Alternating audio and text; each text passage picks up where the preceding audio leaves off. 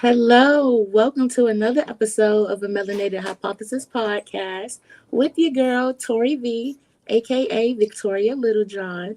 And it's Friday, so you know what that means. We have a bunch of dope guests with dope perspectives, and I'm so excited to join me. Extra special guest. Yes. Yeah, we got an audience. They was like, "Oh, you talking about us?" Right. Okay, y'all over it? Thank you for the support. Okay. But thank you guys for joining me. I'm going to have you all introduce yourselves, starting with Reece. Awesome. Thank you for this opportunity, Victoria. Thank you, everyone, for tapping in. My name is Reece Mcneil. I'm a coach, speaker, and author. I call myself the self-love ambassador because literally that's everything that I speak about, everything that I teach, everything that I encourage comes from a place of loving yourself. So we're going to dive into that tonight. I'm super excited. Let's go. Yes, thank you. Okay, Naeemah. Hello. I'm Naeemah Jade. I'm the founder of Aligned AF. I am a manifestation and mindset coach. I love seeing people elevate and live their magic and elevate themselves in their lives. And I'm here to help people help facilitate that. So that's me. Awesome. Yes, thank you. Joe. Yo, what's going on? I am Coach Joe. I am your healing coach, owner of the Embolden Institute, speaker, author, coach, and all that good jazz, and podcaster. You can catch me on Living Blessed the podcast on YouTube and all social outlets as well. I love it. Andrea. Hey y'all, I'm Andrea Kitten. I be having to contain myself sometimes because I feel like I be ad-libbing. So if y'all saying something and I'm like, let's go, I'm just excited and I'm supporting. But I'm an author and a book coach. I help women entrepreneurs to display their expertise through writing and publishing and also marketing their books. And also I am the host of the Dopest podcast. Yes. Thank you so much for being here. So we're going to jump right in. Our topic today is being aligned in our self-love. But I feel like sometimes we need to explain and break things down. So I wanted to know from each of you all, what is your definition of self-love? Yes. Okay, Naeemah, can you start with you? Definition of self-love. Yeah. I think that self-love is the appreciation of yourself, of who you are in every aspect, the good and the bad, the ups and the downs, the ebbs and the flows, all the things in between that make you exactly who you are, and being able to find worth in all of that. That's what I would think self-love is for me. Yeah. For me, I would just say that, am I still on camera, y'all? Now we lost you. No. Okay, I'm back. Here we go. Okay, sorry about that. I would just say that for me, it's just caring about like how you feel more than anything else. You know, that's how I would define self-love. Okay. What about you, Joe? All right, I would say self-love is really just looking at yourself internally and becoming more self-aware of who you are. You sound low. How about now? Is that better? Okay. So I would say self-love is really just looking at yourself internally and finding out who you are, who you want to be, and just becoming self-aware of that person, also being aware of your patterns and also understanding what love is by itself. Wow. I love it.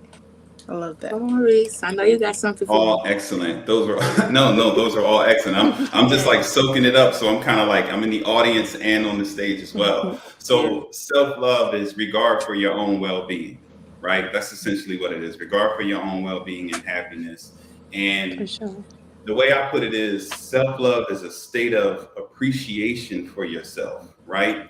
and it grows by taking actions that are in your own best interest.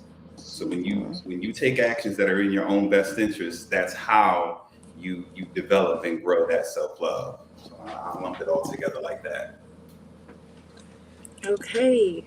No, I think that's important, just to get that out the way, because it's we're having this conversation and we want to make it not so taboo to talk about our feelings and to talk about the journey of doing the work.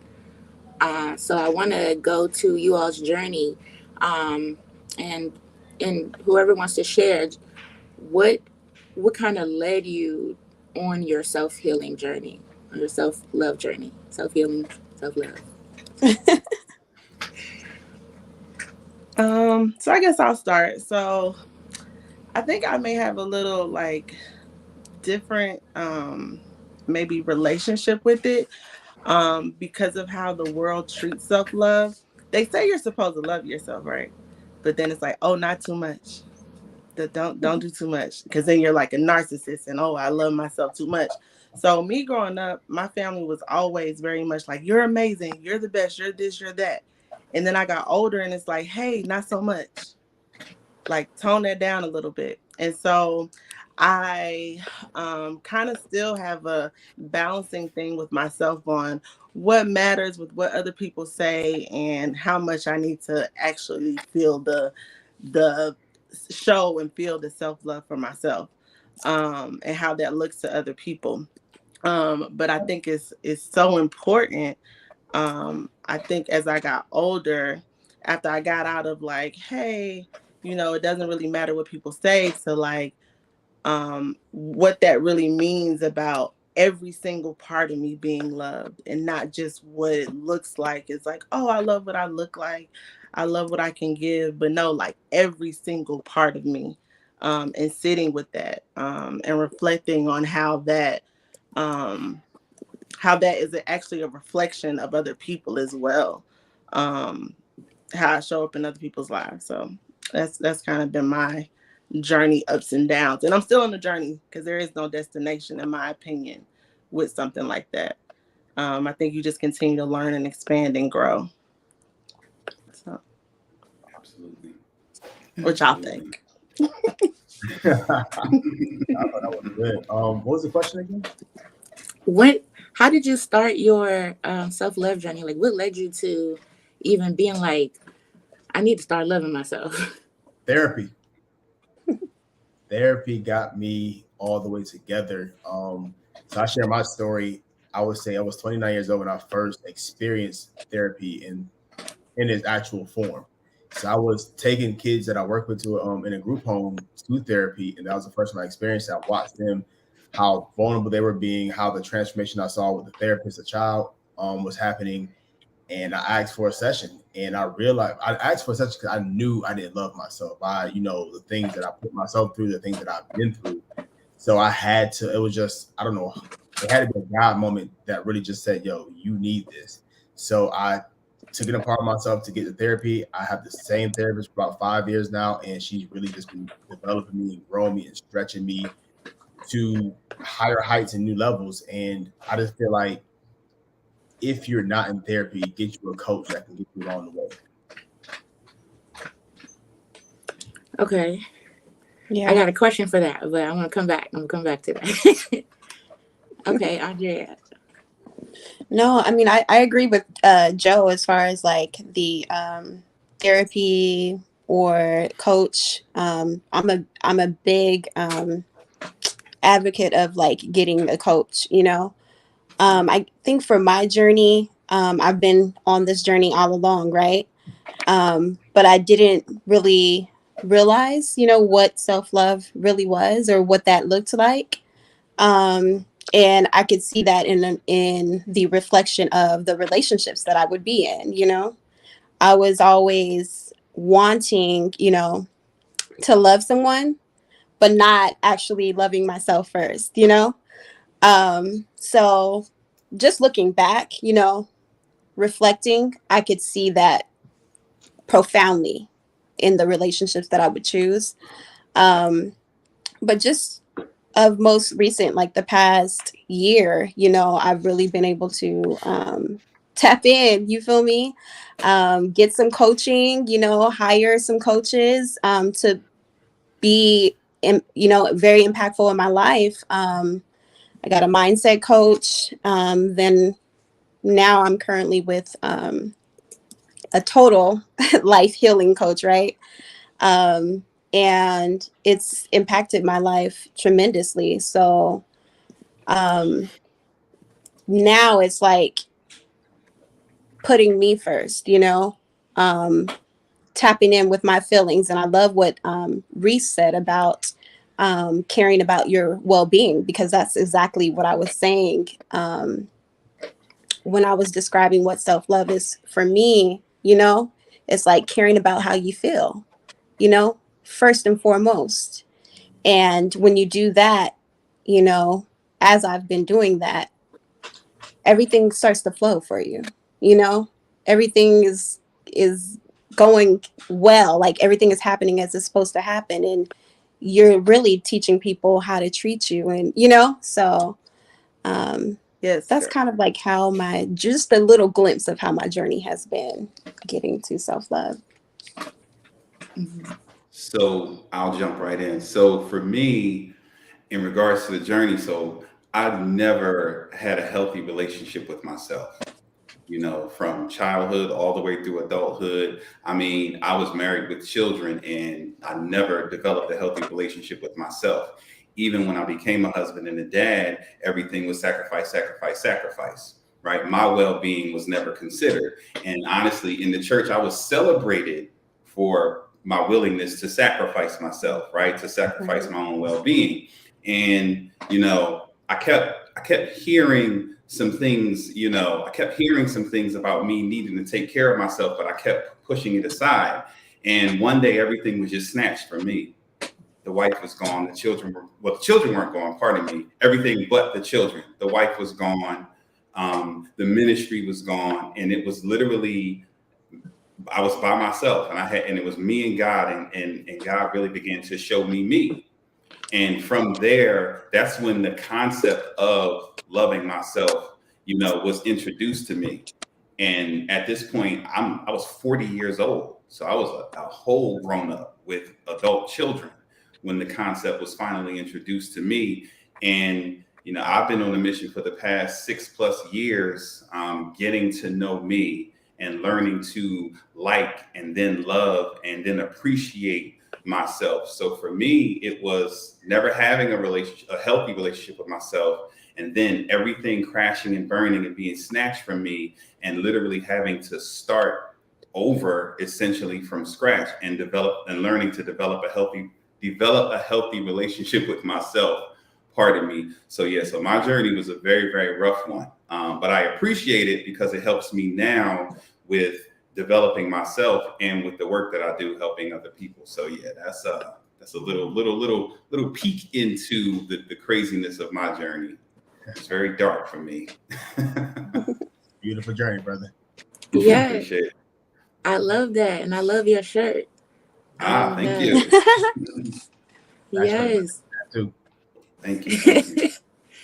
Okay, because when you were saying that earlier, um no, actually, Joe, you were talking about your journey into therapy, and you said you already knew you didn't love yourself. As a man, how did you know that? Like, just how did you feel that and was able to express that comfortably? Yeah, I would say from my childhood trauma of being molested into my adulthood trauma of, you know, dealing with the childhood things that I dealt with and dealing with homosexuality once upon a time, and the way that I went about it, that's how I knew that I didn't love myself. You know, I was really just giving myself away freely to one. Before the homosexuality, I was giving myself away freely to just women, just to prove my sexuality and my manhood. Because when the way I was raised, it was told you have to be a man by having sex, by watching porn, by, you know, having a number of belts. It's pretty much quantity over quality, for me. And then, you know, dibbling dabbling in homosexuality once upon a time as well. It was just, I just knew that I didn't love myself because for me personally, I tell people just my personal opinion, you can't love yourself giving yourself away freely to everybody without doing any background checks, any STD checks. Like I was really just trusting, going out there on faith, like just hoping on good faith, should I say, hoping that people, are being honest with what they're saying. Thank God I never came back with any STD or anything like that. But it's just, you just never know. I could have died. I could have got, held hostage. So many things could have happened to me because of the reckless lifestyle that I was living. So I knew I didn't love myself. I sat in the shower and cried one night for probably like 30 minutes, 4:00 in the morning, trying to figure out my life and my lifestyle. And, that was a moment I said, Jay, you got to make a decision. I had these conversations with myself in the shower, call myself Jay, like, yo, you got to make a decision, guy. You don't love yourself. This is not what love is. This is not the unconditional love. This is not the agape love. And you can't say you want to love other people if you don't first love yourself. And that was like one of my biggest journeys, my biggest hurdles was trying to figure out, how do I love me first? How do I put me first? And like I said, through therapy, it really helped me to understand what love is. And I understood that self-love, if we just take a look at the word self, you have to be selfish with yourself sometimes. Really be selfish with the love that you give. Be selfish with the unconditional love. Be selfish with the love that you try to receive from other people, because sometimes we try to receive love from people just to validate ourselves. And that's what I was doing, just trying to find validation any and everywhere. So I hope that answers your question. Yes. Can I add something to that? Just because you asked the question from a male perspective, and I just want to add a piece to it. First of all, thank you for sharing that, Joe. So that language, self-love, that didn't even exist in my world. Why not? Right, like that's new language, right? Yeah. What does that even mean? It was like, like you said, it was go out there and hunt and conquer and do what you do, and then take care of your responsibilities, be a man, handle your business, but care for you, like think about you, consider your own well-being. That was foreign language. So when I did trip over it and start to learn some things and even start to consider my own feelings, like, that was, again, I was 40 years old. So that's not even anything that was introduced to us. Right now, we're introducing it to the next generation, to ourselves and to the next generation. But my generation, that was foreign language. So like you said, as a man, that wasn't, maybe the ladies could have discussed that, but we weren't talking about that. No. I don't think I remember hearing that, like, you need to love yourself as a child into teenage, into young adulthood. Never, like, now that you said that, I don't remember even hearing that. Never hearing like, yo, love yourself first, discover you first. And then once you discover you, then you can go and explore other options. Because I think that self-love is so key and so prudent, because when you love yourself, you get to pick and choose who you decide to love you. Come on. When I wish I would have known as a child, because I think I wouldn't have put myself through so much adulthood trauma. From childhood trauma to adulthood trauma, it's like, it's so heavy.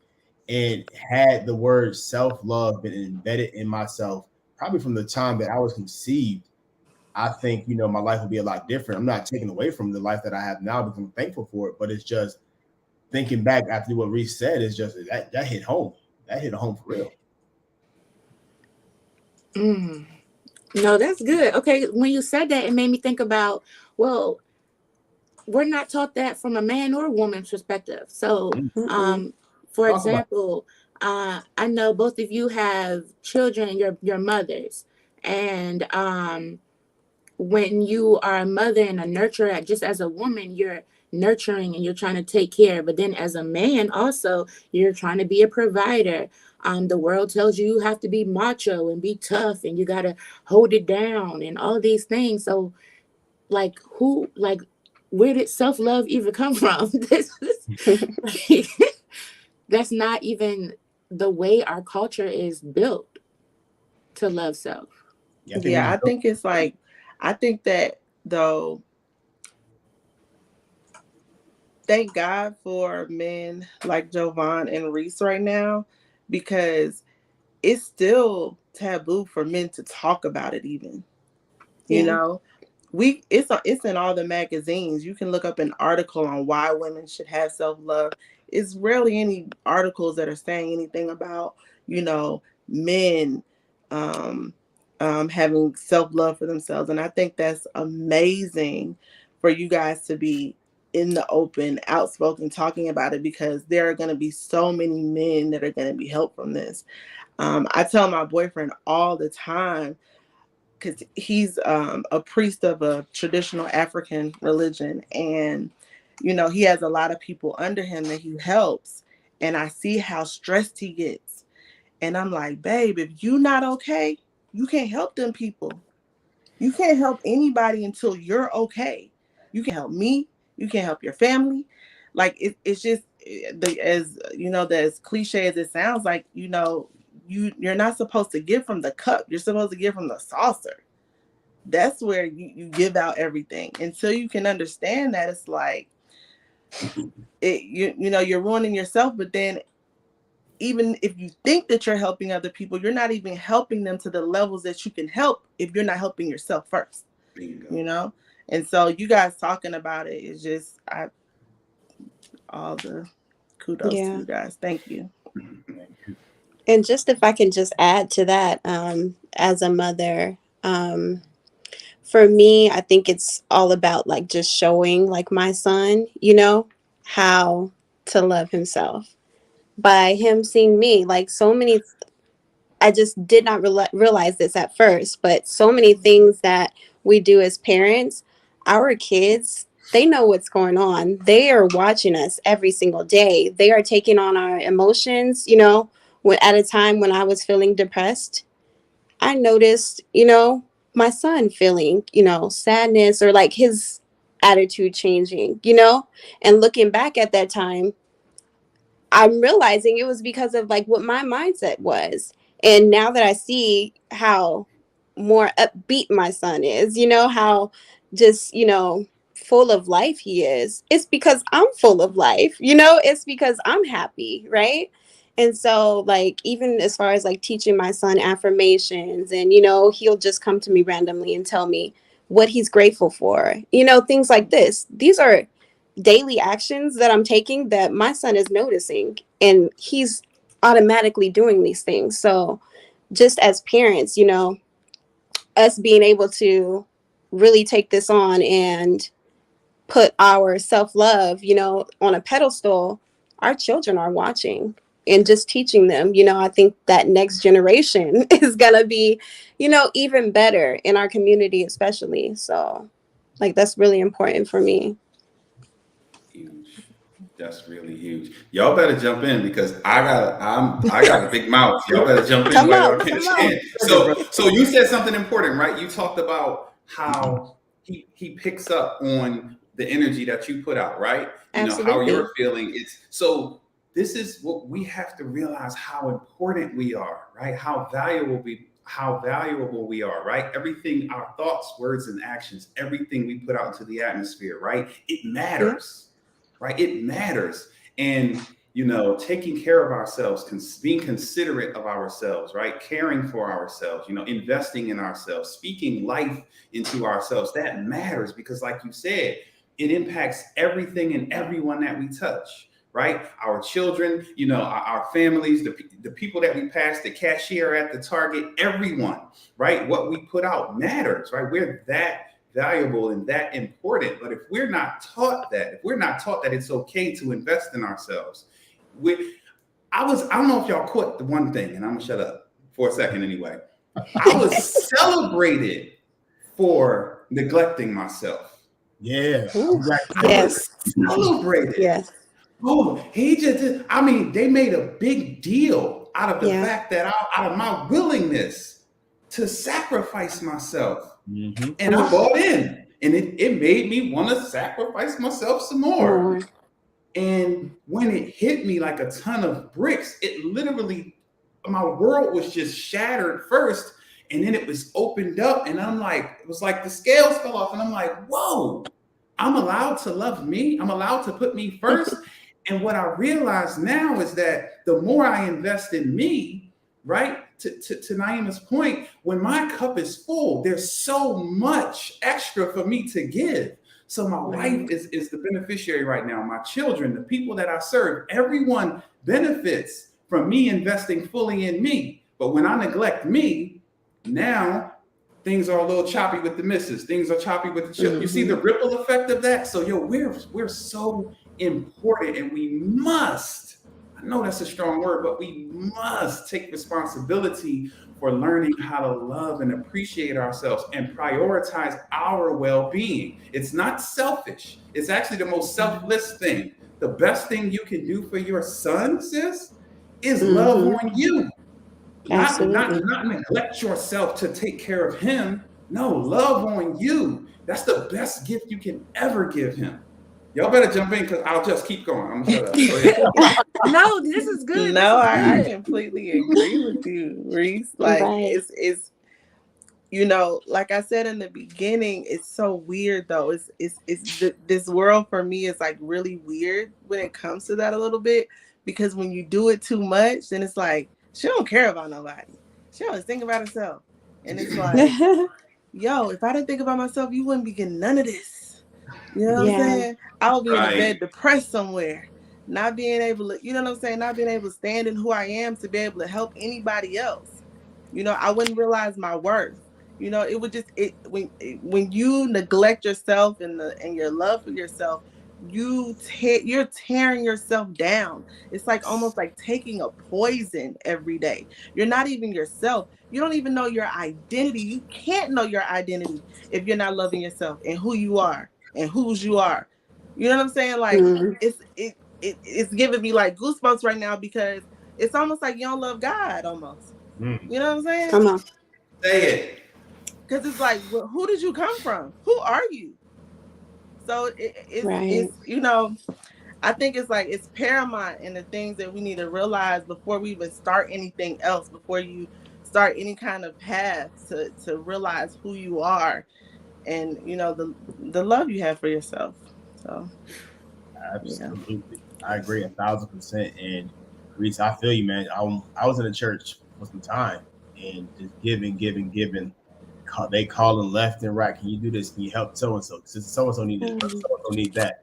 And I'm just like running, giving, and I'm not, and nobody's stopping me. And I'm like, when I took a step back, I'm like, yo, this can't be right. And I'm wondering, like, why am I like this? Why do I keep sacrificing myself for the well-being of others? And my question, I always ask my question. I always question myself as if, would they do the same for me? Would they do the same for me if I called on them and needed them like the way they need me? So I had to take a step away from ministry as well. I had to, I said, just right now, this is not for me. And then when I stepped away, I found my true ministry, which is what I'm doing right now. Yes, sir. This is helping people understand the path of healing, helping them understand why it is important that they take their healing seriously. If I didn't take my healing seriously, and Naeemah, you said something really good too, which is, you said, what did you say? I don't know exactly what you said, but I'm gonna say this right here. If you don't love yourself, if you don't pretty much find yourself, you never find your purpose. You would never find what you've been purposed and destined for to be here on this earth. You would never find out why you are here, why you need to be here, because you're still searching for yourself. You're still in the identity crisis. I know for me, I would always conform to the people that I was always around. If I'm around high energy, I'm high energy. Around low energy, I'm low energy. If I'm around people who say, oh, I do this, I might do that too. It's like, I didn't love myself enough to say, you know what, I don't need to conform. Right. I don't need to conform to what he's doing, what she's doing, what they are doing. I just need to be myself. My homeboy got this hoodie, is my favorite hoodie. His hoodie says, be you, they'll adjust. And if you just be you, the people will adjust to who you are. And if they can't adjust to who you are, then so be it. There's a billion people in this world, and you're searching from one person or two people. Like, who cares? Who cares what they think about you? Who cares if they don't love you? There's somebody, or there's a group of people out there who's going to love you in the way that you need to be loved. But if you don't love yourself, nobody knows how you're going to need to be loved. Yeah, definitely. Yeah, we have to get louder with this message, right? Yes. Negativity is loud. All the goofy stuff is loud. But this is, you know, it's kind of in these little pockets. There's a handful of us kind of whispering about it. It's like we have to get louder. That's what I'm just feeling right now. We have to get louder Let's with this go. message about investing in ourselves, about loving ourselves, right? About caring for ourselves, right? And Joe, you just said something so important. You talked about purpose, and you talked about when you're having that identity crisis, and then we can't step into our purpose. And that brings even more pain, right? Everyone on here, I'm sure you can attest. Your purpose doesn't just sit over there and wait for you to get your life together. It tugs at you and nags at you and pokes and pulls, and you're trying to figure out what's going on, and you have an inkling of what you need to do, but you don't believe that you can, and you don't feel like you belong, and then it gets even worse. It just kind of piles on. Yeah. But when we have the courage to do the work, right, to peel those layers back and to start examining who we are and start accepting who we are, right? The good, the bad, the ugly, the monster and the genius, right? Accepting all of us and learning to love ourselves fully. Now, we're saying it very casually, but it's hard work. It's challenging, right? Because, you know, again, there's that acceptance piece. There's a lot that comes with it, but the benefits are limitless, right? We don't even understand the upper limits of it, right? We don't even understand the impact that this conversation we're having is going to have on the world. Like the ripple effect of this is literally going to be so impactful, but we have to have the courage, right, to start making that investment in ourselves. So we got to get louder. I'm going to get much louder. Well, what does that look like? So that's what I was just about to say. Yes. Like, the first thing, as he's speaking, the first thing that came to my mind is forgiveness, right? And so many times you think of forgiveness for other people, but think about how all the things you do with self-doubt and you criticize yourself, you know what I'm saying? And you're not forgiving yourself. You're not allowing yourself to say, it's okay that we can move past this. And so forgiveness of yourself is a direct correlation with self-love, because you know we've all done some things that are like, oh my God, like I can't believe and you can't, and it's almost like you have this thing on yourself where you can't even love yourself because you almost hate yourself so much that you did this thing and can't get past it. You know what I'm saying? When he was saying just you know, I forgot what you said exactly, Reece, but it just, the first thing that came to my mind was forgiveness, and acceptance. That acceptance, right? That self-acceptance, definitely. yes. You know, nobody's perfect, none of us, and you know, and it builds us into the imperfections is what builds us into who we are and the impact that we can make. And if we don't understand that and allow us to forgive ourselves, you know, we'll be stuck in a hole. Yeah. Yeah. Naeemah said something earlier about how if you love yourself too much, like if you put too much on it, some people might feel like, oh, she's doing too much, or, you know, they might be offended by it or try to judge you. But a part of that self-love is like not having any shame with loving yourself. It's not even being embarrassed about anything, because again, you're worrying about how you feel is like the most important thing. So like shame, embarrassment, that's not even a factor, right? And just to speak on like forgiveness, I think I talk about this like every day, honestly, because that is such an important piece of like how I even got to, you know, began to start loving myself. Just not only forgiving myself, but forgiving others, right? That I didn't even realize that I needed to forgive, people who I thought that I would never forgive, right? And what that did for me and for just me being able to see myself in a greater light is it helped me to gain my power back. So me being able to forgive those people, even being able to forgive myself, they no longer had power over me, right? And so with that weight lifted off me, now my life is limitless. Now my love is abundant. You know what I'm saying? Like there's no limits to like what I can do now. And like, you know, when I'm loving other people, that's a part of loving myself, because that feels good. You know, if somebody like comes at you like in a negative way, and you come back at them like in a positive way, that actually feels good. But if you would have came at them in a nasty way, that would have kind of felt bad. So what would you rather love yourself, you know, or do you want to like stoop to their level? Like, so. Oh, no, that right there, that's so good because lately I find myself telling people, sorry, I just took off my but I find that people are, or I'm talking to people that have a like essence of bitterness or like jadedness, Mm-hmm. and it's because of something they did. And I'm like, well, why are Yeah. you changing who you are based on their mental health? Like, they're showing you their mental health. So if they're doing something wrong, if hurt people, you gotta look at it with that big mama mentality. Poor baby, that southern, sugar. Like you gotta hit them with that and just know for yourself that, like, that's them. Like, they tripping, they're having a bad day. But I love myself enough to remove myself out of this situation. So you just, I don't know what you said. Just that was spirit right there. Come on. Sorry about that. Look, let me throw this in there, right? Because you both alluded to it, right? You're doing too much, right? You're that I've been wrestling with the word humble for like a year. I've completely completely discarded that word. Right? Lower level. Come Listen, on, I want to give you like a big old high exactly. five. There it is. There it is. I've discarded that, and Yep. I'm like I'm there where you are, right? Like, no, we have to be fully us, right? And if I'm too much for you, that's none of my business, right?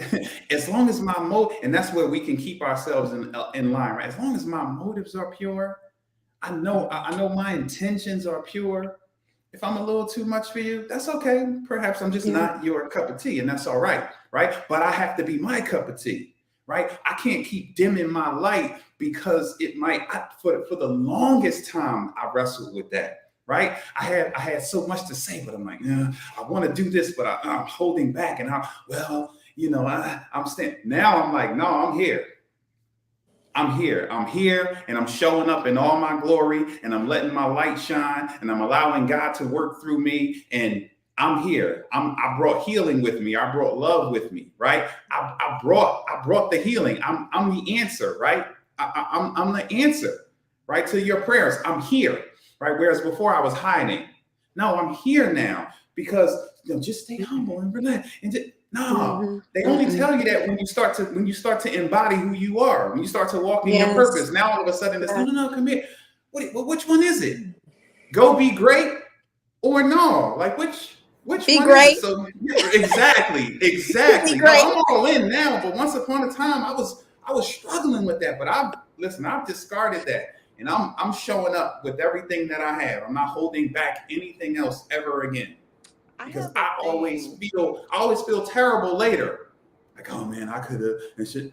I'm not carrying that weight anymore. You know what I mean? My well-being, right? That's where we started, right? I'm concerned about my well-being. And when you're a pure, genuine, kind-hearted person and you're a servant, so when I show up in all my greatness, lives are changed. So when I'm selfish and I'm loving on me, I actually bring healing.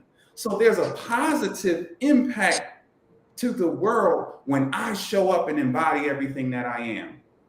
But for so long, I was afraid to do that because I didn't love me enough. I didn't think I was worthy or deserving, right, to stand in everything that I am. But those days are behind me now. I'm encouraging everyone to step into their greatness. Throw that junk away, that old way of thinking. Let's go. It's I tell people this often, and this is like one of the things where kind of I got the I Am the Magic campaign going. Is like we were sent here with these gifts. Like God was like, here you go, these gifts, go use them, do what you're supposed to do with them. And we got here and we let the world convince us either we didn't need to use them, gave us fear not to use them, or just use them a little bit. You know what I'm saying? You know how disrespectful that is to God that gave you these gifts? You gonna lower it down? You gonna put them Yeah. to the back? Because it might make somebody else feel uncomfortable? Like, yo, come on now. Like, no, no, out loud. Like you said, come up here, meet me up here. Cause you that's the thing. Once you start using your gifts, people start meeting you where you are. Meet me up Yeah. here. That's a bar right there because Yeah. I have this affirmation and I say it every morning. Doubting yourself is like doubting God's work. I say that all the time because I'm like, what are you doing? Like, what do you mean? Like, ask the question, do the thing. And it's so mental, but you know, when you talk about thinking, we have to learn how to think, you know, so we have to learn how to accept. We have to learn how to heal or forgive so that we can heal. And on my journey, I've found that, well, you know, it's kind of like those self-limiting beliefs, like whatever the pattern is, whatever you're comfortable with, you kind of go back to that. So if I'm having a bad day, I revert back to how I was as a child. And as a child, they called me midnight because you came in my room and it was dark. It don't matter what time of day. I had blackout curtains. It was dark, but it was just, I had this, I don't want to say depressive state, but my personality was very mellow, like very like the brum man from the fifth floor, like just very chill. What? So, you know, like that caused me to, but once as growing up, I started to blossom. And what y'all are talking about is self-expression. But, you know, over here in America, we can't, self-expression is not necessarily a thing that is pushed forward, you know.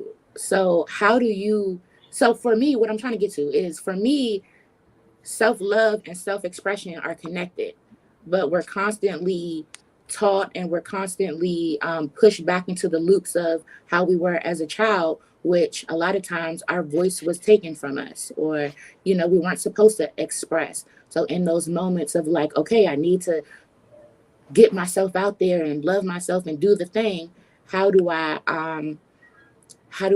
push myself to express? How do you push yourself to express what you're really feeling, what you really want anyway?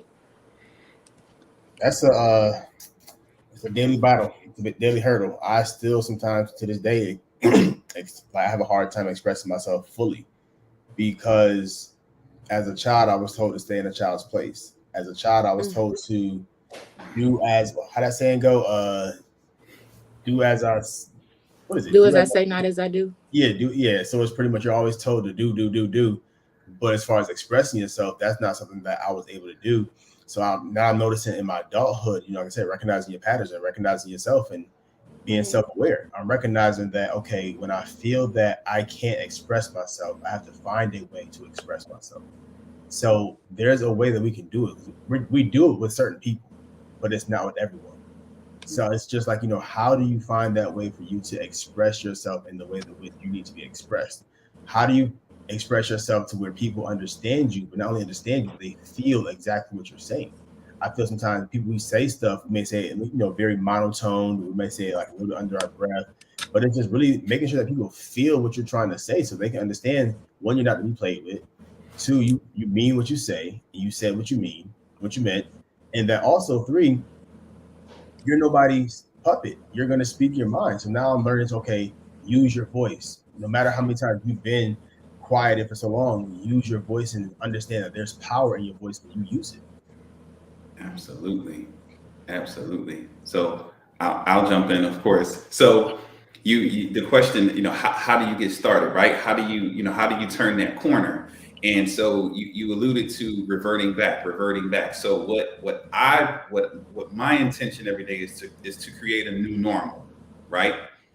I look back there at everything I survived and I want no parts of that. And so I'm running toward, right, the person that I'm working to become. And so a part of that Joe, you said it a couple of times. You mentioned self-awareness, right? Self-awareness. So that's where it begins, right? Recognizing it, catching myself. And when I catch myself, I have to force myself to express myself, right? And so it's once I recognize it, I have to take action. Action is the cure-all, right? But it begins with that sense of awareness, that self-awareness. I have to recognize that I'm being quiet. I had a thought, I had something to say, and I didn't say it, right? I didn't speak up for myself. I wanted to do something, and I talked myself out of it. Whatever it looks like, however it shows up for us, when we recognize it, we have to take action. Action is the cure-all. We have to step out there. We have to do something. And another thing, Joe, you were talking about a lot of the questions, that inner dialogue, right? We have to ask ourselves empowering questions that are going to pull our greatness out, not questions that are going to keep us small. So we have to be mindful of that inner dialogue. So we have to look back and remember what we're running from. We have to be aware. And when it's like if I touch something hot, I'm going to immediately pull back. Right? It has to be the same way. When we deny ourselves, when we play small, when we cheat ourselves, we have to have that same quick reaction. But what we'll do is we'll just stay in there, and then we'll just begin to. No, it's like we have to. Whoa! The moment that I'm not behaving, I'm not doing something that's in my best interest. I have to develop that, and that's where I'm at now. That's what I'm working on now. Like a quick turnaround. I'm not standing here I'm not standing here for days and weeks and going to a dark place and all of that anymore. No. The moment that something's off, I'm like, oh, I need to address it in the moment, because I understand, not only do I understand my worth and my value, but I understand where I was. So I have the polars. I'm running from this and I'm running toward this. And it requires all of me present in the moment. My favorite quote, above all else, be present. And that quote, it helps me because I'm present, I'm in the moment. So when I start tripping, when I have something to say and don't say it, or whatever it might be, however it shows up, I'm immediately catching myself. And every day I'm getting better and better and better at that. So those are some of the things that we can literally begin to work on right away that'll literally change it, right? When you find yourself over there, don't stay over there. Get your butt up and keep it moving, right? Yeah. That same thing. Keep it moving. Yeah, I want to, because I want to give a little story about how I used to feel with what you're saying. So how when you're in a house and it has dirty trash, and you don't really smell the trash anymore because you've been in it so long. But when you walk out the door and you go away and you're in a park or somewhere that smells great and fresh, and then you walk back in this house, you're like, whew! Oh my God. Yes. You know what I'm saying? Yeah, Lee, how was I in here all this time with this trash? So the more you sit in something, you start to get comfortable. Like you said, you got to get up out of that. Don't get comfortable in the trash. Oh my you know what I'm saying? As soon as you smell a whiff, hey, they got to go. Or she'll just sit in the trash and you just be like, it's not that bad. Mm-hmm. So this is perfect, what you just said, Naeemah. So the question was how are you able to express yourself, right? And then you're talking about being comfortable and stuff, right? So here's a little quick story. When I was dating this guy last year, he wanted me to send him some pictures, and that's just not something that I don't like sending pictures. I don't do that, right? So I just told him that makes me uncomfortable. I'm not gonna send you pictures, And so his response to me was sometimes you have to act comfortable in order to grow. And my response was just basically I was just that doesn't make me happy though, and I have to be true to myself, because he was saying just do it to make me happy. And I was just that doesn't make me happy, and it was just something as simple as that, but it's exactly what you're saying. That's a part of knowing that you're in a space of self-love, because you're actually, you're telling people these are my standards, by whatever actions you're taking, whatever words you're displaying to them. But it's these are my standards. These are what I will accept and what I won't accept. You know, this is what I'll allow into my life. This is what makes me comfortable. This is, you know, how you love me. This is, you know, and, you know, all these things is like that's what it is. That's a part of loving yourself. Like just being like really radical about, you know, how you go out into the world and how you interact with other people and allow them to interact in your world, you know, really. So, man, that's so like, man, it's what's the word? It's under, I know you got the word, Reece. What's the word? Well, Like it's undervalued. I'll just use that word. There you go. you just said There you go. something. He said, "You're not trying to make me happy," and it gave me a kind of flash to my past relationship, and I was so oblivious, and so I didn't like. I was in school, so I didn't start dating until 28. So I'm older, but I'm like a 19-year-old mentally when it comes to dating because I never dated a guy. I don't speak male, right? Like I'm thinking he gonna be just as hype about as stuff about me. No, guys are simple. Okay, they're gonna get you with a what's up. For real. Like, Oh my gosh. so it was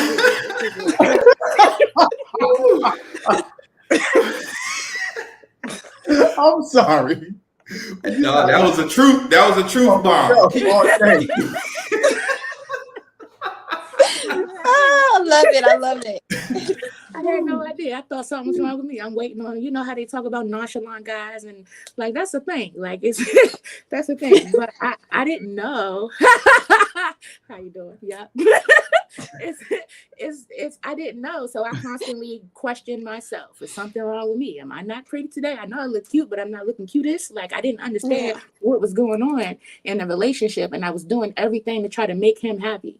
And so in my head, happy is like, baby, like, I love you. Like, I don't know what I was expecting. He even asked me that before. And I was just like, I mean, you know, like, I don't know. You know how you call your sister or your best friend and they're hype about the thing that you want? In my head, that's how the relationship. Every time I call you, I just got just whatever it is. And you just going to be like, let's go. Like, I don't know.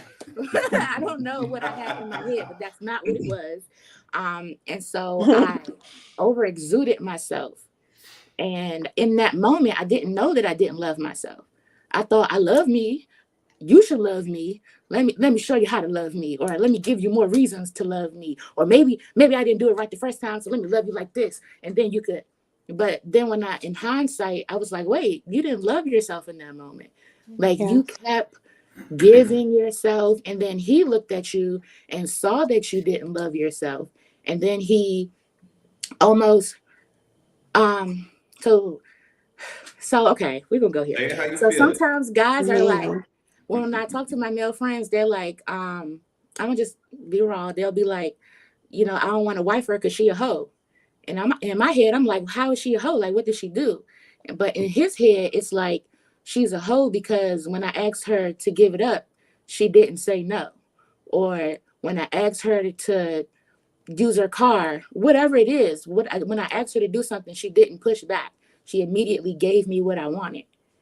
And so when I'm talking to my male friend and then I'm comparing what I did, it's like, wait, was he looking at me like a hoe? Like, first of all, but the second thing is like you were falling right into that trap. Like he doesn't realize that you wanted to be seen. That's what that was. You were trying to be seen, but he is going to interpret it as she's not worth my time, or she's not valuable, or whatever the case may be, and you're not putting any value on you.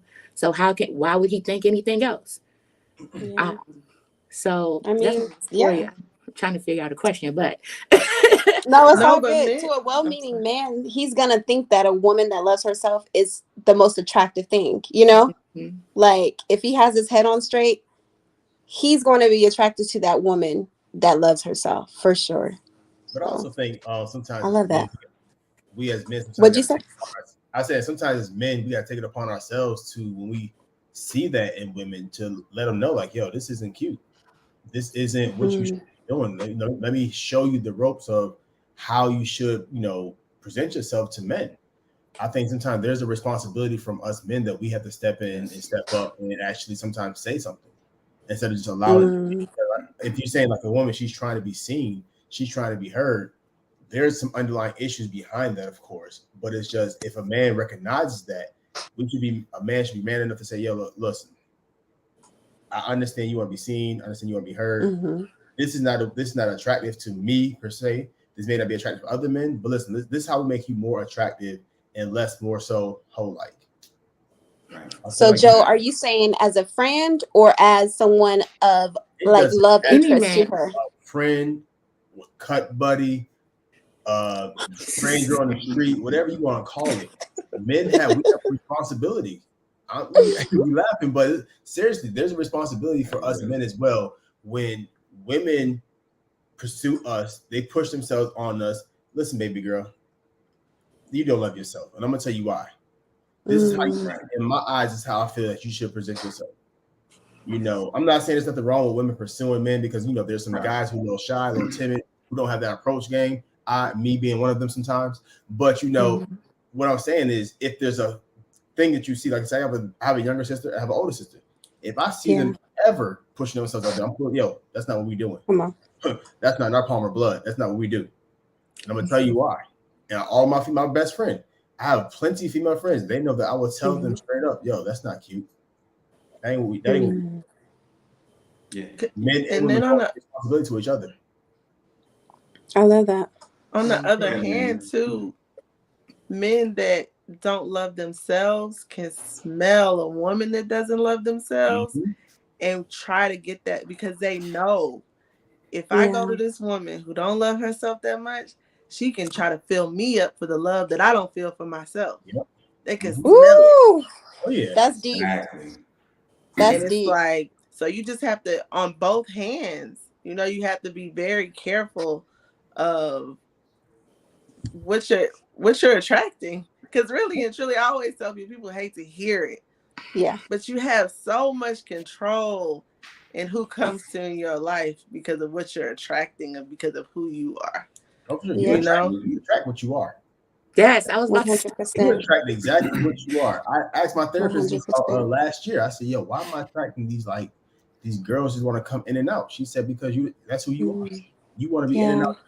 And I said, "Ooh, okay, this is what we're doing today." Yeah. You know, it's like right. She keeps it real, but it's just you attract exactly what you are on the inside. You may want a specific somebody or something, but you're going to attract exactly what you are. You're going to attract the unhealed version of you. You're going to attract non-loving self-loving person. You're going to attract all of that stuff, all the negative things that you see about yourself. You're going to attract that until you fix all of that. You're going to. I know because I've seen it. The guy that y'all were just talking about, the guy who didn't love himself and who pretty much saw other girls who didn't love themselves. I was him. I was that guy who didn't love himself. So I said, I know she don't love herself. You know why? Because I'm hitting that in the first night. Or I'm, she know I'm messing around so-and-so and she's still, doing my homework. So is that conscious though? Like, are guys going out like, oh, she don't love herself? It's not conscious. You're attracted to who you are. So it's like you're trauma bonding together. What you're doing, she got the same trauma or a similar trauma that I got, or he got the same trauma that I got. So we're trauma bonding. We both are weak right now. We both don't love ourselves. We both are just trying to figure ourselves out. Let's trauma bond together and do it together. Why not? Because a healed woman is not gonna be attracted to an unhealed guy. She gonna say, if you can get in my face. A healed guy is not gonna be attracted to an unhealed girl. Yes. You go heal. Yeah. So it's just a healed person knows what a healed person looks like. And the unhealed person knows exactly what an unhealed person looks like. And the unhealed person knows what a healed person looks like. Because the two can't coexist. Yeah. Unless you put on Captain Saberhose, then that's a different story. Come on, Joe. Come on, Coach Joe. Listen, you guys are swinging for the fences and I'm loving it. So kind of staying with the theme, right? The word standards has come out a few times, right? And essentially what we're talking about is maintaining our standards, right? And putting a demand on ourselves first and foremost, and then on the rest of the world, whoever we interact with, right? I'm not lowering my standards for anyone, right? That sounds cute, But if my relationship with me is not a healthy one, if I don't understand what that even means, then, when an opportunity presents itself, then I'm gonna lower my standards, right? I'm gonna be an opportunist, right? You know what I mean? And so the piece that I wanted to highlight is that wherever we find ourselves, right, we have within us the ability to create the identity that we desire for ourselves. Absolutely. Right? We don't have to so much find ourselves. We actually have the power to create our identity. And we create our identity essentially through our thoughts, words, and actions. And so for a long time, I was trying to find me. And then I learned that, no, I get to create me. And so I get to decide who it is that I want to become. And when I start to look at how he looks and how he moves and how he communicates and how he interacts with people, and I begin to embody those characteristics. And now I'm like, oh, wow, okay, man, how the greatest version of me, how would he handle this situation? How would he communicate this point? How would he navigate this room? How would he move? How would he treat this young lady? And even to your point about, us having a responsibility, right, to lead. And whatever the situation is, whatever our relationship is, even in a dating situation, right? I would let you know, hey, listen, the thing that I picked you because of your standards, and now you're lowering them. Even for me, that's unattractive, right? No, I want you to maintain, I want you to keep your standards. Right? That's important right there. That's huge. But like to Joe's point, many people, we don't even want to get into the whys, right? But the point is that we each have to understand what our standards are. We have to have an identity that we're striving for, right? We have to have that higher expression of ourselves that we're pursuing on a daily basis. Right. And then we have to have the courage to embody that. And what happens is a lot of times loneliness creeps in and our heads get on the swivel and we get to get that wandering eye and we see these people doing this. And then we maybe want to do this. And I'm going to just lower my standard a little bit. And we feel like if we kind of lower it over here, that it's not going to impact us over here. But any discipline that we lack, right? If I crack the window in the kitchen, the air is coming in the house, even though I'm back here in the office, right? The window is cracked. And a lot of times we can't crack that window. So it sounds easy, but it's very, very challenging. But the piece that I wanted to really highlight, because we were talking about we attract what we are, right? And a lot of people, they might get stuck there. And because I was stuck there for a long time. I don't want us to get stuck there. And so if you're like, is that why all these knuckleheads keep coming? Is that why this type of female? Is that why this type of guy? Is it because I don't want anybody to get stuck there, right? Decide who it is you want to become, right? It envision a higher expression of yourself, that great version of you, and start mapping your life toward becoming him or her. And as you do that, as you're on that climb, then you'll start to attract other people who are on that particular climb, right? Like he mentioned, healed people versus, sometimes it may be this way. Sometimes I may be at a higher level in my healing, right? And I can bring you on along, right? As long as we're climbing the same mountain, right? As long as we're both in pursuit. So it doesn't have to be, we don't have to be that even, I can pull you up because I have the strength to pull you up. And then some days, listen, I ain't feeling it, baby. You got to pull me up a little bit, or you might have to carry the weight. But we're climbing this particular mountain together because we understand who we're becoming. So who we're becoming is just as important as who we are. In my opinion, it's more important because it determines how we approach the world, right? How we think, speak, and act. Yeah, Definitely.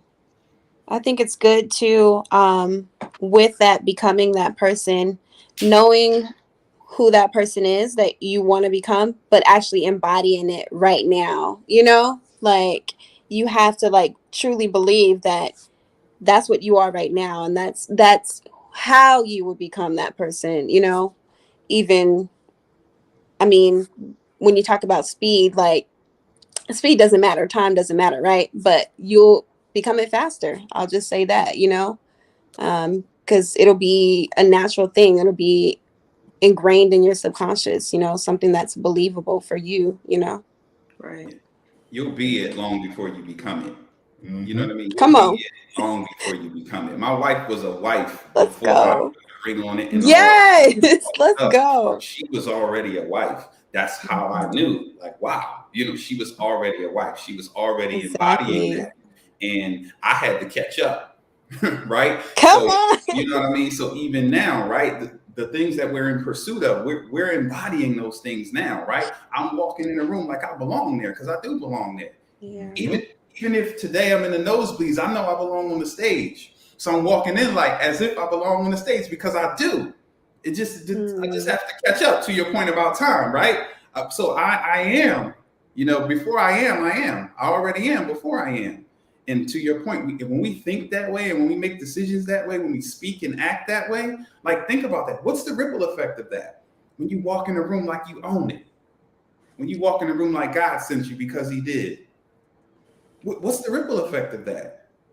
You literally changed the world. You talked about your son watching you. Now he knows how to walk in the room because he sees how mommy walks in the room, right? We're so freaking important. I can't. I'm gonna let somebody else talk. Y'all need like a little buzzer or something because I'll just keep going. I feel like I'm Love always it.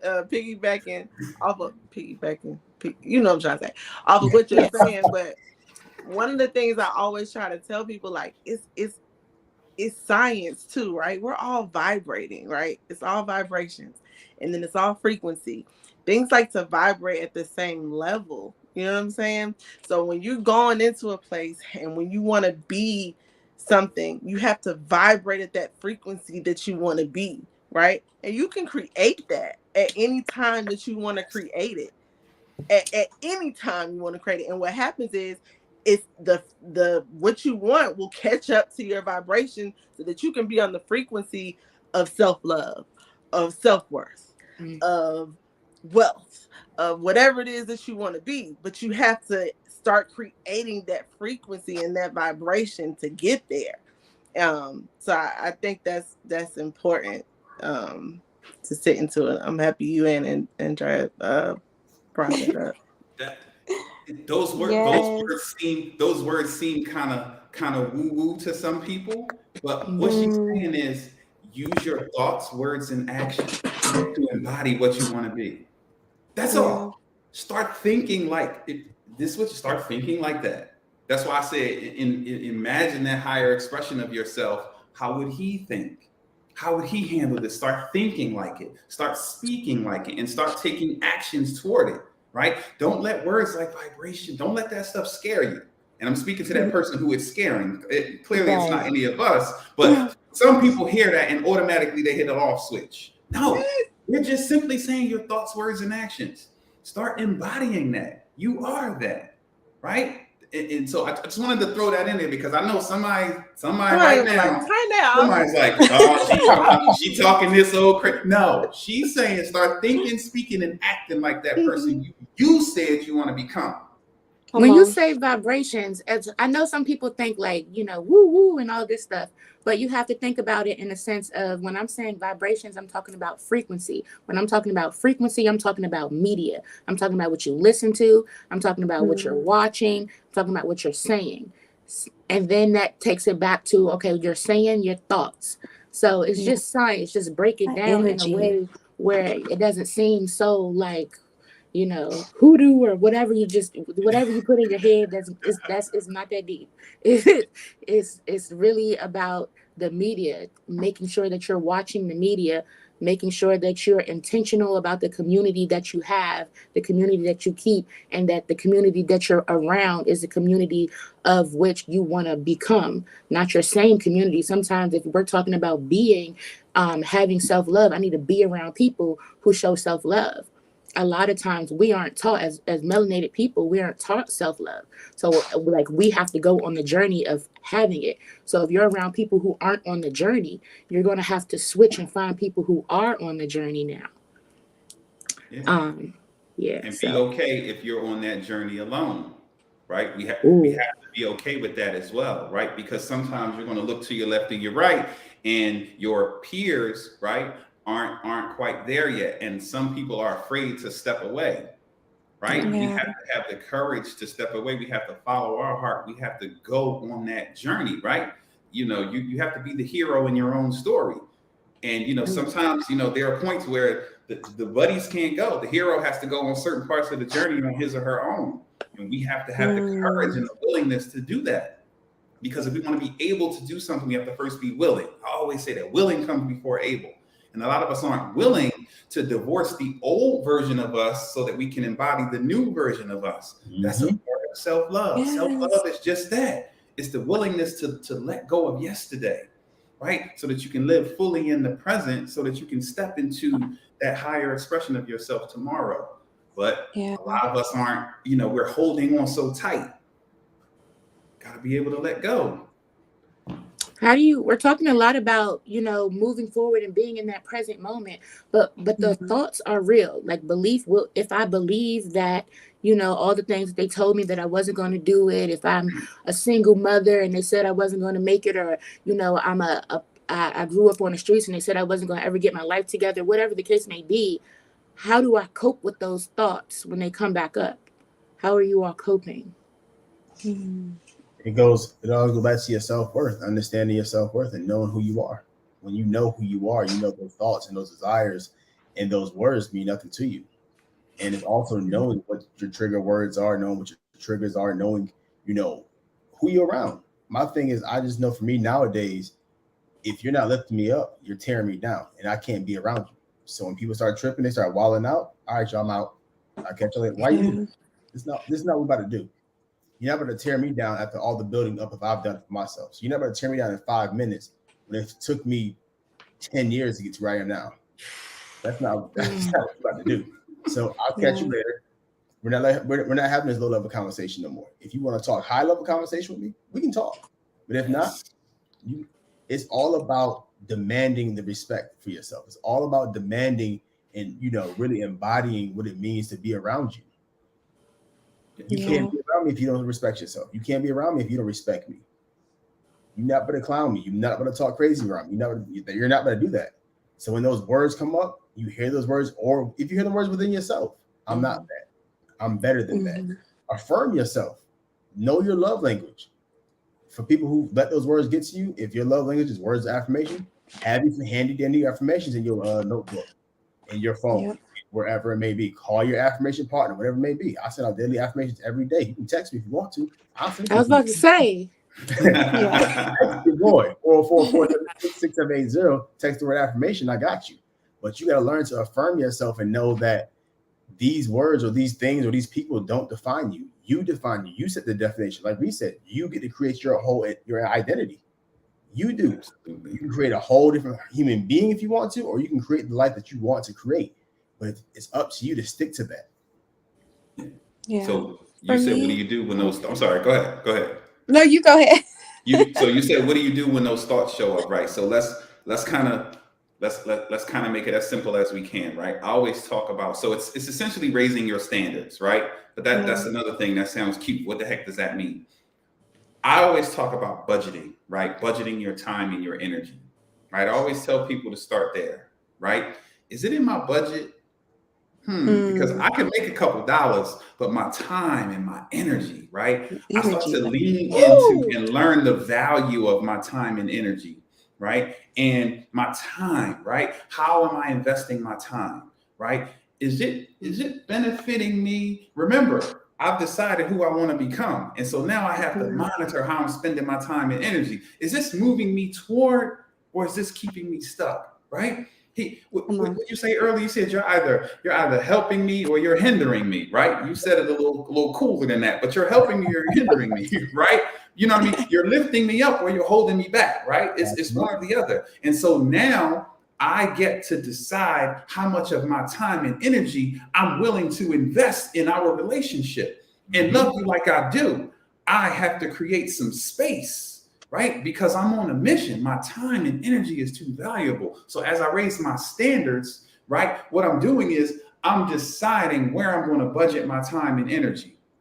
And I'm going to budget my time and energy investing in becoming a higher expression of myself, right? Investing in my healing, right? You talked about media, sis. What she's saying, for those that didn't quite understand the language she was using, she's saying, monitor what you take in. What are you watching? What are you listening to? Go through and audit your timeline. Hit following and look at some of the people that you're following. Are they fueling your life? Are they adding value to you? And I don't care if it's your Siamese twin. If she tripping and posting negative junk, you got to unfollow her. Right? Create separation, right? If it's your mother, if mom is on the phone and you talking to mom on the phone for 2 hours every day and mom is just so negative, you got to limit your exposure. Mom, I love you, but you got 15 minutes. You don't got 2 hours anymore.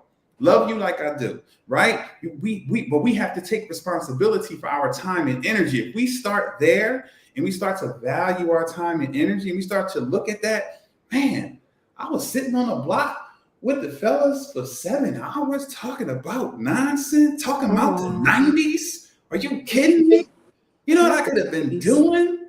You know, and as we start to look at that and we start to take more responsibility for budgeting our time and energy, literally everything will change, right? Everything will start to change and we'll start to see like, even with worry, even with stress, even with those negative thoughts, is it benefiting me at all to be worrying about that?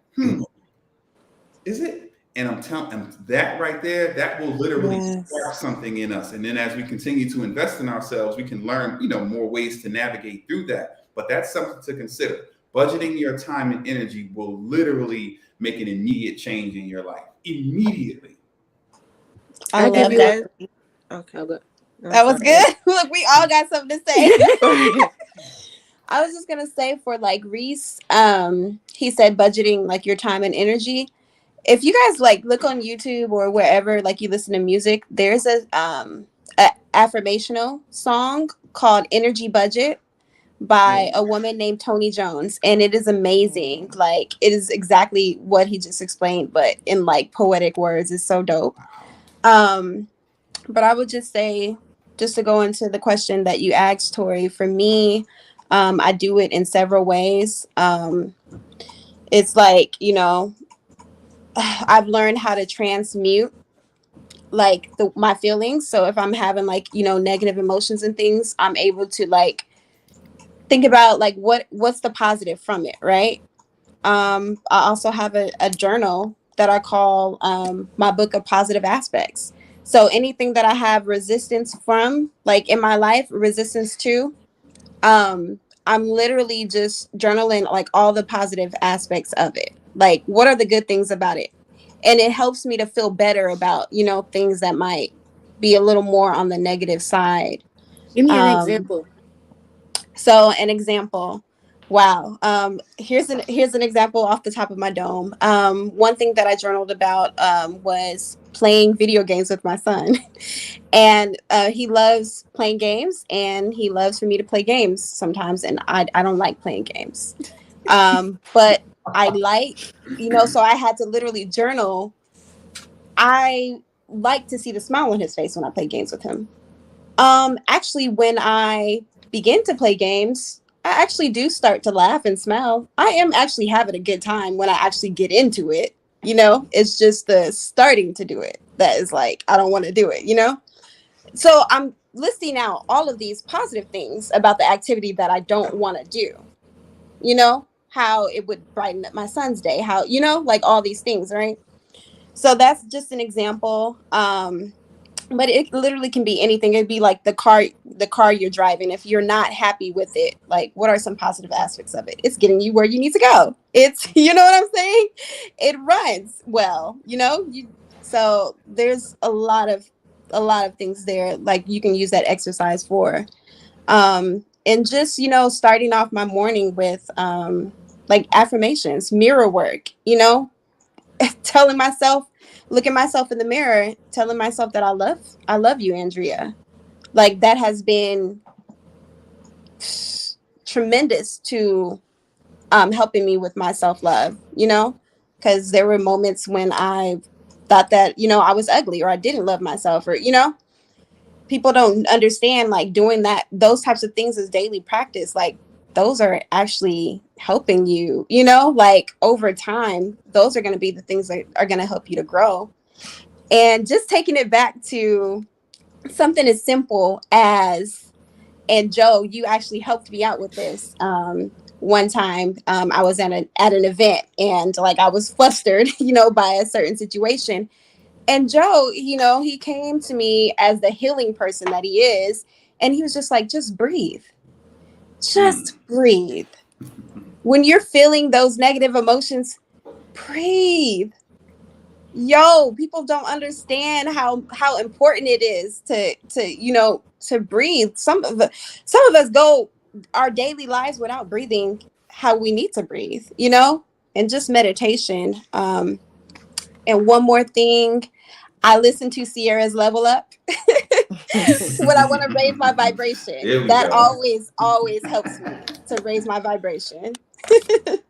Love it. I love that so much. You just sparked something in me, because I tell people to breathe all the time. That's the first thing I tell them to do. But like, if I'm just starting my self-awareness journey and I'm just in this place, I am breathing. What are you talking about? Like, I'm mad, you're irritating me, keep telling me to breathe. Like, so can someone give a demonstration of how do you breathe? Yes. When you say breathe, what does that look like? Yes, I go. Show me. So yeah, when I tell people to breathe, it's really just centering yourself and really just bringing yourself into your thoughts and releasing those negative thoughts. So I tell people, close your eyes, go to a space that reminds them of happiness, joy, peace, whatever it may be, a beach, a driveway, on the road, the mountains. Close your eyes, take a deep breath in, hold it for about 3 seconds, slowly release it. Just do it, repeat it again. Deep breath in, like from the gut, though. Deep from the shoulders. Yes. Yeah. Breathing it in. 3 seconds. Release. What you're doing is releasing all the negative feelings, all the negative thoughts, all the negative, sayings, whatever, that negative pattern, whatever you've been going through. You're releasing all that stuff. And that helps you to actually get out what you've been going through. There's a lot of, there's Tai Chi that you can take on. There's meditation. There's breathing meditation that you can do. There's guided meditation that you can do that have breathing exercise inside of it. But that pretty much helps you to really release what you're going through. Because if you're, think about it, when a child, if you got everyone, we're all black, you all gotten a beating before. And Oh yeah. Somebody trying to ask you what's wrong. You just, all right, stop. Right. You gotta breathe. Yes. Slow down. Breathe. Relax. That's what the kids in Give me group home. flashbacks. Come back to the podcast. Right. Okay. I think we all had a moment. Everybody was like, right. That extension cord, that switch. Right. Mm-hmm. There are moments, but it's just knowing to just center yourself when you're in a heated argument, or if you feel the argument to come on, just take a deep breath, in and out, just slowly, and just like I do that before I speak, before I need to face confrontation, before I need to do a one-on-one with somebody. I just breathe, and it helps me really just get through it, because I'm releasing any negative thoughts that's going through my head, or that self-doubt, or that negative self-talk. I'm releasing all that stuff, so I'm inhaling positivity and exhaling all the negativity. Yes. Oh, I love that. So have to breathe. Yeah. Okay, so I want to touch on one thing before we close out, but I did want to piggyback on just what we're talking about as far as giving your energy up. Come on. So just a simple example of that would be right now, gas prices are high. They're higher than normal, and people want rides. And so they're offering a little money, I give you $40. You take me 20 miles. I'm like, okay, maybe I'll do that. And so I started giving a few rides, but then it's, but can you tell me right here too? Oh, wait, can you tell me right here real quick and just wait for me? What you mean wait for you? Like, it's all this extra stuff. And then 3-4 hours of my day is gone, and I'm supposed to be podcasting, doing an interview, planning, strategizing, anything else other than being Uber. Like, that's not my job.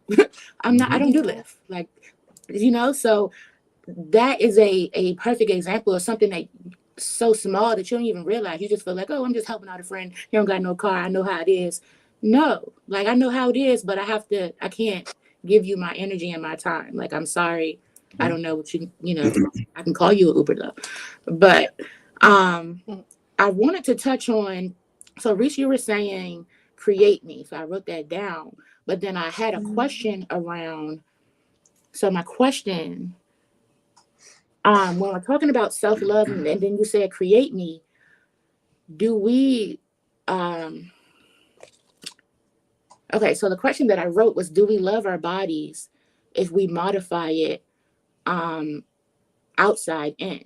Like, are we trying to cover up an insecurity instead of facing it if we are modifying from the outside instead of the inside? And what your thoughts on that is in regards to truly getting that inner peace and that self-love. Honestly, so in my opinion, I believe that can only be answered. That's a case by case situation, right? That can only be answered by the individual, because there's someone who knows exactly who they are and who really, really loves themselves, right? Who they've accepted who they are, and they want to modify a little something.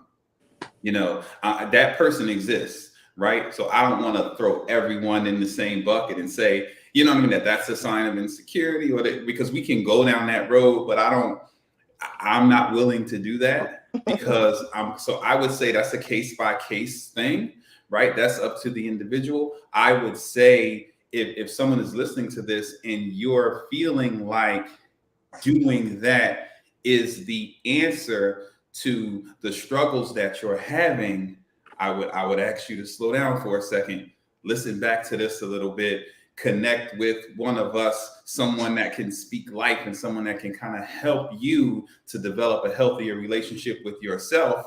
And as you fall in love with you, if you still want to do that, you know what I mean? Then that's totally up to you. But I just want to let you know that that's not going to change anything, right? That's not going to change anything. In fact,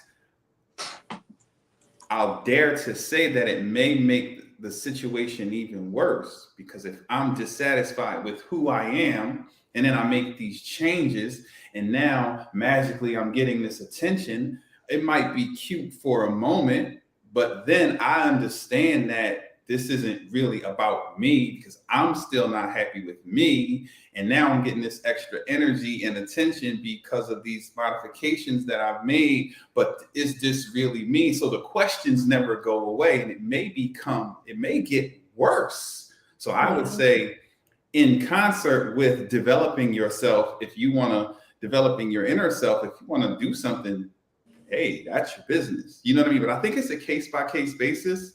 You know what I mean? Because everyone has a different, you know what I mean? I go to the gym every day, right? And it's not a vain thing, right? Of course I want to look nice. I want to look my best. I want to feel my best. I'm standing up. I want to be able to stand up for hours and hours to present and do what I need to do, right? I want to take care. I need to be here. I tell my wife, I take care of me for you, and I need you to take care of you for me. So there's a lot of reasons in there, right? But you know what I mean? So everyone has their own reason, and it doesn't have to be. So that's a tricky. I don't know. That's not tricky. I would say that's case by case. That's my long-winded Reece Longhorn Mulberry Bush Mountain way of addressing that. That's up to the individual. You know what I mean? I would have to literally talk to the individual, and we can dig down and see what's going on, and we can figure out how to get you to see your true beauty, right? And learn to love and accept you for who you are. And if you still want to make some changes, then hey, hats off to you. That's how I look at that. Yeah. Hey, that's a safe answer, brother. Great answer, Reece. Great answer. I mean, that's you know what I mean? That's true. That's how I look at it. Nah, that was a great answer, truth be told. Appreciate it. Great answer. I don't have to, because Reece pretty much said it all, truth be told. Pretty much. It's a case by case thing, because some people just want to hey, I just want either a bigger butt or bigger breasts or bigger arms or bigger thighs, whatever it may be. And then, of course, there's some people who just kind of fall into the trap of, well, this is what everyone else is doing. I don't love me. So it is case by case. I wouldn't put everybody to that same category like Reece said, because it's not fair to them, nor is it fair to ourselves to even thinking that. Right. Do you Yeah. think I agree as well? I think so. When I think about it, I kind of think about it in the aspect of I wish there were some type of bumpers when we start to modify ourselves. Kind of like when you do gender switch, you have to go to like a counseling session or some type of counseling Mhm. before you actually make the thing, the switch or whatever you're doing. But some modifications, and I'm not talking about like building, I'm talking about paying for modifications, because sometimes we pay for modifications, and I've talked to a lot of people who have paid for modifications and now before, and now they're regretting it, or now they're actually going on the inner healing journey, and they realize that they did that for a vain reason, or they felt neglected, and so this thing is going to get them attention. And so for me, I'm just wondering for that particular group, You do just you answered, see? just answered it. Yeah, I guess Right. so. Okay. You just answered Yeah, right. I get where you're going, and that would be phenomenal if there was some sort of requirement, right? But or if what we're doing now, and if the work that we're doing, and the way we invest in ourselves, and the way that we sow into people, if that was more the norm, or if that was Yeah. louder, right? If we were louder, right, then perhaps someone may say, right? But then again, most people, unfortunately, don't. Most people aren't proactive when it comes to their inner healing. It takes life kicking your butt Right. for you to say, Yeah. "Whoa, I need to do something," right? And that's why I'm always preaching that people know. Let's get in front of it, right? Let's not wait until we get that report from the doctor. Or let's not wait until she packs her stuff and leaves, right? Let's not wait until ... before we decide to take action. So, some people don't even realize that this is available. Remember what we said, this is new language, right? I didn't know this was even available, right? Maybe I would have went and got, a new arm or something. I don't know. You know what I mean? Some people don't even realize that this is available, right? That inner healing is available, or that it's even necessary. They genuinely believe that if I get this new stuff, if I get these new curves or whatever it might be, not to pick on the females, do those things too, but if I get this, then what I desire, right, I'm going to now receive the love and the attention, and then, like you said, now fast forward, they're like, man, I'm gonna do all of that, and only to turn around and have to go through the process. I mean, I could have skipped that part. Some people don't even realize. This was going on. And then tell me just some type of advice for somebody who is on a new stage of self-healing, and they just kind of need some solutions to stay on that journey. We need to hear from Naeemah. She's been quiet. Yeah, Andrea. Okay. So, well, I am Naeemah Jade. You can find me on Instagram at thelinedayf.co, where I talk about all things magical and elevating to your favorite self. As far as self-love, I think that when you start to question yourself and start to get, questioning your worth, and the love that you have for yourself, I think one thing that we kind of like talked about a little bit, but didn't really hone in on, is to get still. Take a moment of stillness to align with whoever your source is, whoever it is that you call God, that can pour into you more than you can pour into yourself, and to get messages that you need to get about yourself that you may have forgotten. The stillness can take you to a place that other points of doing can't. And I think that's really important as we go through the hustle and bustle of each day and in our lives, and so much happening throughout our lives. I think stillness is very important. And I thank you so much for inviting me here today, Tori. This has been amazing. Amazing. Thank you. Yeah. Andrea? Yes, so I am Andrea Kitten Perry, y'all. So you can find me on my website, www.andreakittenperry.com, or you can follow me on Instagram at Andrea Kitten Perry. Um, being a book coach, if you are interested in writing a book and you need some help along the way, feel free to connect with me. I actually have a free workshop coming up to help you to get started with writing your book. So just follow me and you can tap in and sign up for my wait list. As far as your question, for me, I'm aligned with Naeemah on like the stillness, I would just suggest like meditation, and just doing it. Don't think too much about it. Because I know some people get kind of nervous with, am I doing meditation right? Literally just get in there and, just be still with yourself. And it's just a way to like tap in to God, like, and hear God speak to you. But it's a daily practice, and it does take practice to do. So once you start meditating, like, you're not going to be perfect at it. I don't think there is a perfect at it, but just keep doing it. And like each day, take 10 minutes, out of your day to just be still with yourself and breathe, and you're going to get thoughts flowing through your head, but let those thoughts come and go. And you can do different things like focus on a sound, or there's different ways you can Google and look it up. So meditation, or just get a coach in whatever level of life you're trying to level up with.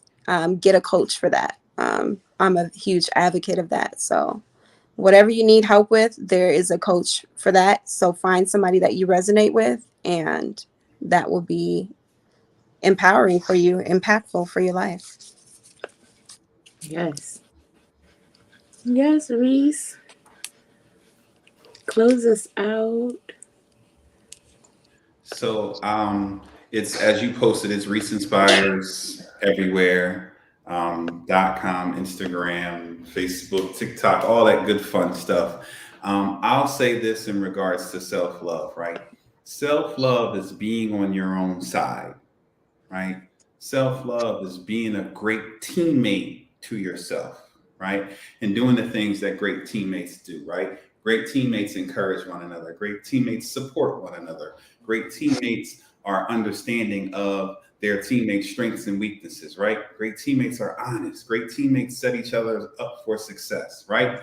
Great teammates are prepared, right? Great teammates put in effort, right? Basically, care enough for yourself to make healthy choices. Be on your own side, right? Evaluate your thoughts, words, and actions through that filter, right? Am I being a good teammate, right? Does this align with my best self, right? Am I pushing myself forward? And just kind of filter your decisions through that. That's a good place to start. And obviously, if you need help with that process, and you feel like I can help, reach out. It'll be my pleasure to work with you and help you navigate through this process, because it's a lifelong journey. It does not end, right? So I'm definitely here to serve. And yes, Tori, thank you for this opportunity. And everyone, you guys were awesome. The information, the energy, you guys were great. And I'm definitely honored. This was an awesome way to spend a Friday night. I appreciate it. Thank you. Thank you for coming. Thank you, Joe. Close us out. Thank you. So Jovan J. Palmer on all social platforms, all social outlets.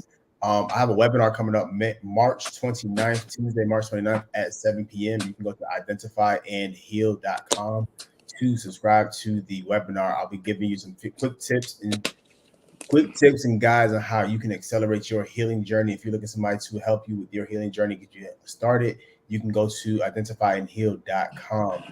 Listen, life is a journey. It's not a race. It's a journey. It's a journey that you get to create. You don't have to live on nobody else's terms. Live life on your own terms. Life is far from over. Whatever you do, do not give up. Don't give in. Just stay on your journey, and I promise you, you will make it to the promised land that you are destined to be at. I love it. Thank you so much. Thank you so much. No This problem. is so important.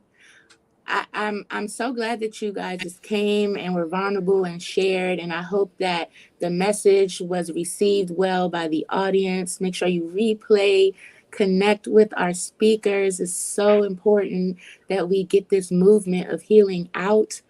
So make sure that you subscribe. I thank you all again for following, and have a wonderful night. Make sure you do some healing today. We are out. Peace. Good night.